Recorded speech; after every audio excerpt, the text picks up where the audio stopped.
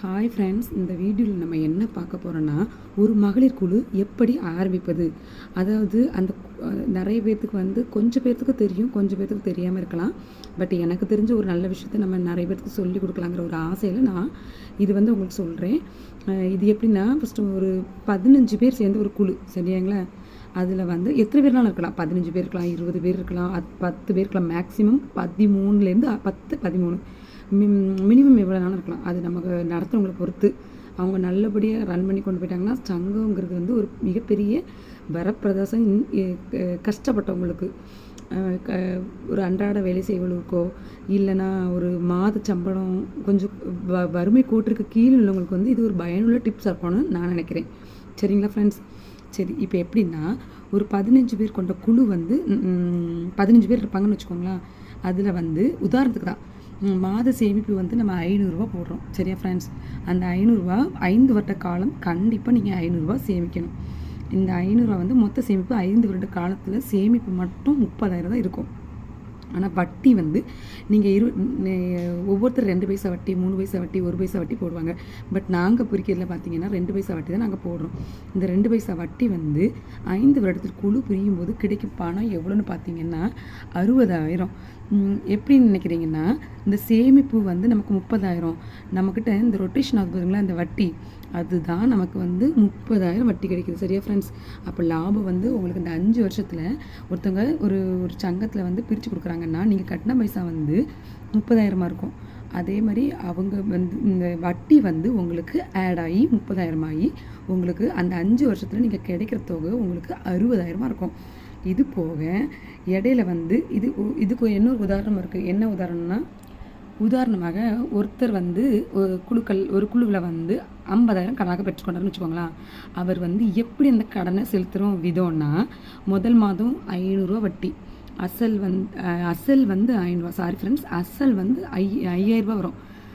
அதான் உதாரணமாக ஒருத்தர் குழுவில் உங்களுக்கு சுத்தமாக அசல் அதே தான் வரும். வட்டி மட்டும் நீங்கள் கட்டுறது குறைச்சிட்டே வந்துட்டுருக்கோம். 900 ரூபா, அதுக்கடுத்த மாதம் பாருங்கள் 800 ரூபா, 700 ரூபா, இப்படி 10வது மாதம் நீங்கள் எப்படி வரீங்கன்னா, 10வது மாதம் உங்களுக்கு 5,000 வெறும் 100 ரூபா வட்டி உங்களோட குழு கடனை நீங்கள் அடைச்சிருப்பீங்க.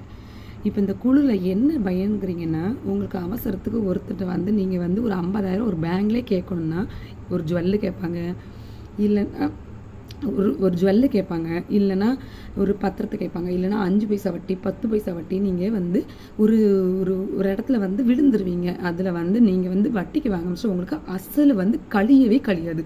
நீங்கள் ஒன்லி வட்டி மட்டும் தான் கட்டிகிட்டே இருப்பீங்க. ஸோ இப்போ 5 பைசா வட்டின்னீங்கன்னா, நீங்கள் 5,000 ரூபாய்க்கு 50,000 ரூபாய்க்கு 5 பைசா வட்டினா கணக்கு பண்ணுங்க எவ்வளோ வரும். 5 பைசா வட்டினா நீங்கள் இப்போ ஒரு 50,000 ரூபா நீங்கள் வெளியில் வாங்குறீங்கன்னு வச்சுக்கோங்களேன். உங்களுக்கு வட்டி எவ்வளோ வரும்?